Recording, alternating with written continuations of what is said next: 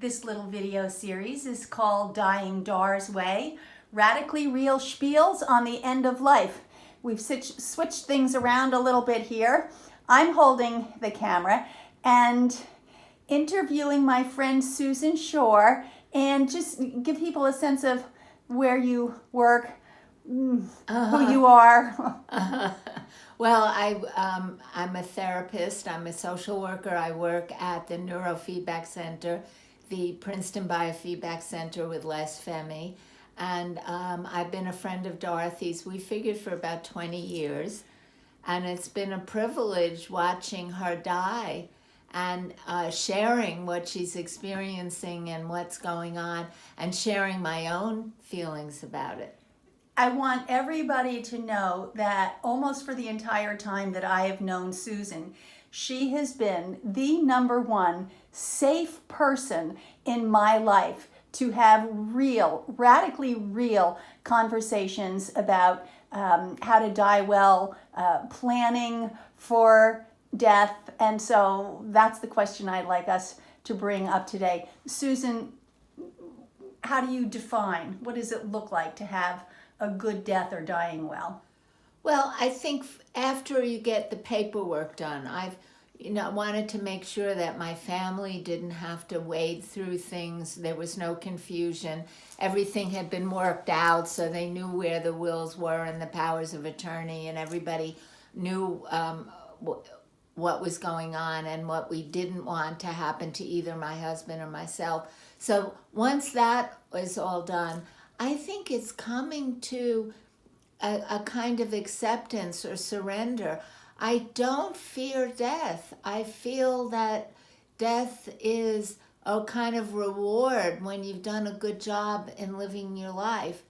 And I've more and more as the years go by, I recognize that giving of myself and giving my life to purpose and meaning and caring is a way of preparing for death, so that there's nothing undone.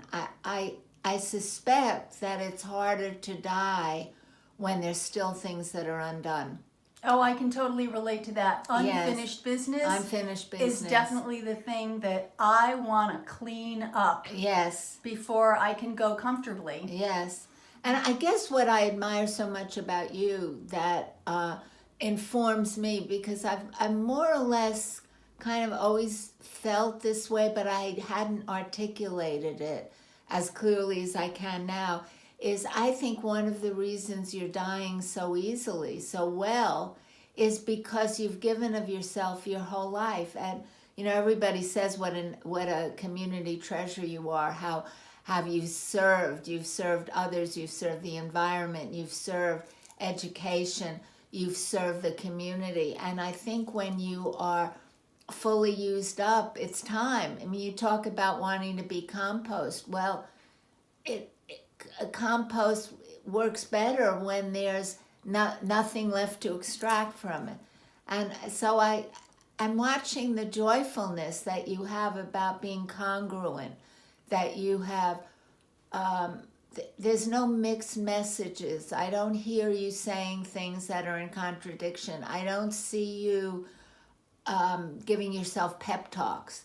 I love that we can talk about the gritty side of it, the hard side of it, that I can ask you questions like, what does it feel like to be dying? What do you think is going to happen? What's it like? I love that we can be frank with each other, and that you value honest talk. And I remember when we first started talking about it, when you got a diagnosis, I think when we're around people who are dying, we start to distance ourselves by being encouraging and saying nice things. Oh, cheerful, right. Cheerful. Yeah.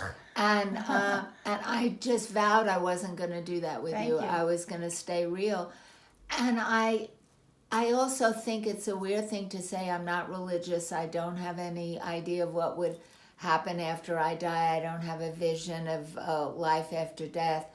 But I do think it's a kind of reward for a life well lived. It's a rest.